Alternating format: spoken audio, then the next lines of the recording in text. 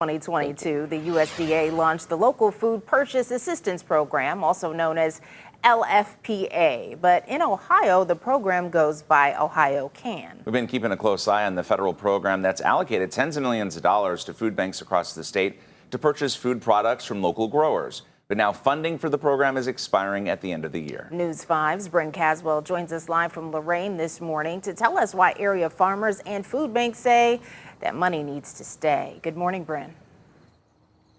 Good morning. So Ohio Can helps smaller farming operations and growers have more access to chains of distribution like through Ohio food banks. Now, this program has not only helped Ohioans have better access to fresh produce, dairy, and meats, it's been a huge economic driver helping small operations really thrive. Whether she's blooming in shadows or surrounded by concrete, Mother Nature, when nurtured, knows no bounds. The urban farming should be a thing for the people so that they have access to healthy food, good-looking neighborhood, quality services, an experience of healthy food from, the seed to the plate. Tucked in the hearts of multiple Lorain neighborhoods are plots just like this, owned and grown by Solidarity Farms. Solidarity Urban Farms is a part of the Episcopal Church of the Redeemer's mission to empower neighbors to live healthy and fulfilling lives. This is my favorite place to be.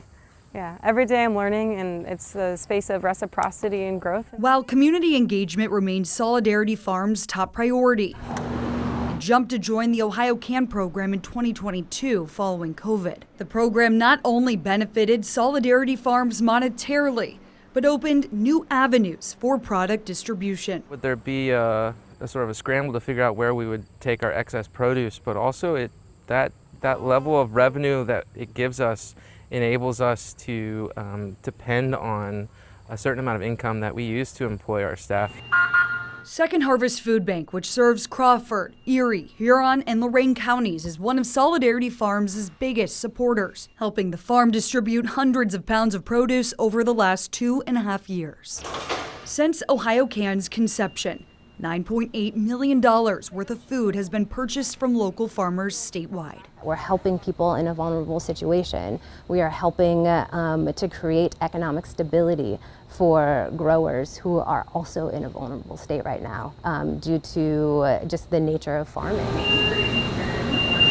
Ohio will also receive a total of $26.5 million in LFPA funding in its roughly 3-year period. The funding is designed to procure product at market rate. Executive Director for the Ohio Association of Food Banks, Dorit Novotny, says despite the program's positive feedback, Ohio Can funding may not get renewed.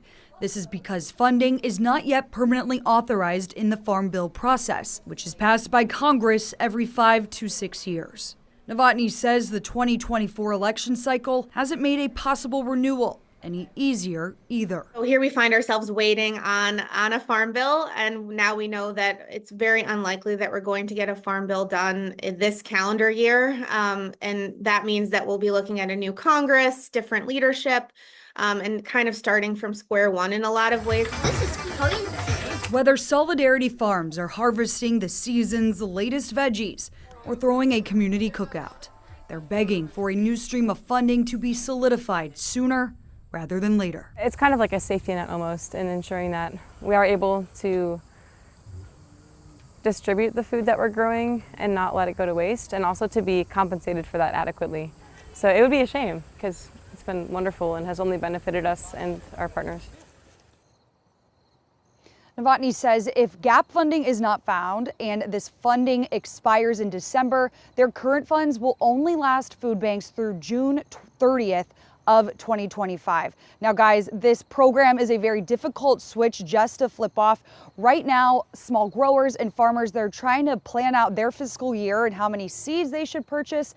Along with food banks, they're also trying to make their plans for 2025 as well, and how much food they need to buy. So this would be really challenging if this funding just were to expire in December. But Tiffany, I know you've been out here to Lorain, you've seen Solidarity Farms, you've seen them in action.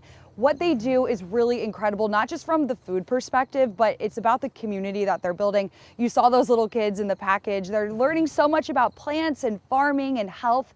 So it's just wonderful, wonderful work they're doing out here. It really is. I reported on that program back in May, and then I think they had just planted. So it's great to see everything blooming and, yes, so being cultivated. So what a great program. Thank you, Brand. Hopefully this partnership continues.